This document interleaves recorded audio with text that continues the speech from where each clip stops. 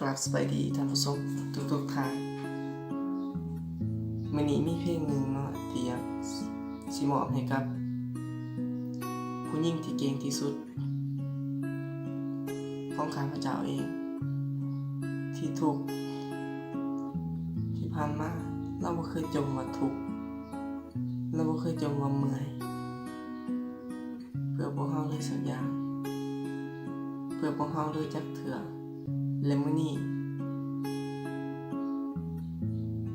ก็เลยอยากมอบเพลงนี้ให้กับแม่เนาะเพลงพระคุณแม่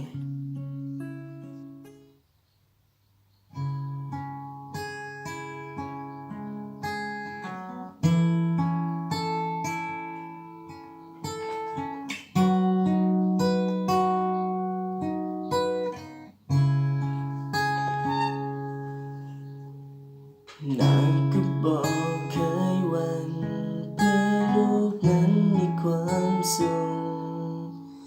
ทั้งทุกข์แม่ก็จะทนทำทุกอย่างที่ลูกต้องการอาจจะท้อในบางเวลาแต่ยังมีลูกอยู่ข้างกายพร้อมจะเป็นกำลังใจ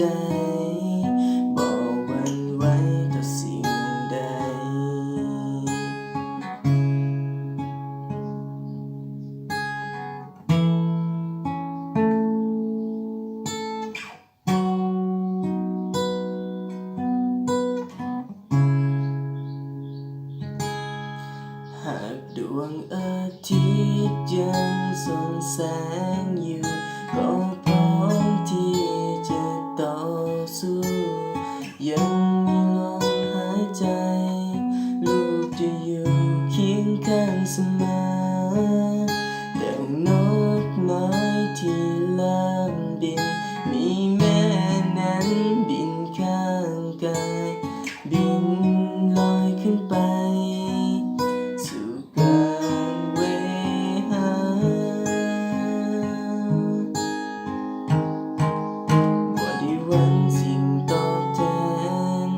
ขอเพียงลูกนั้นเป็นคนดี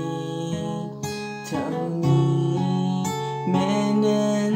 ก็สุขใจบ่มีคำอธิบายพระคุณแม่นั้นยิ่งใหญ่นอกจากกวางบกทะเลก็คงบ่พอ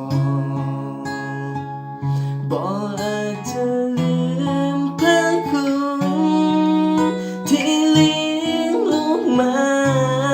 จนใหญ่โตสั่งสอนให้เป็นคนดีลูกขอเก็บลงตักแม่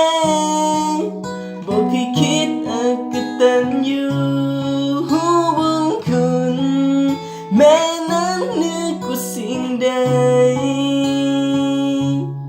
หูบุญคุณแม่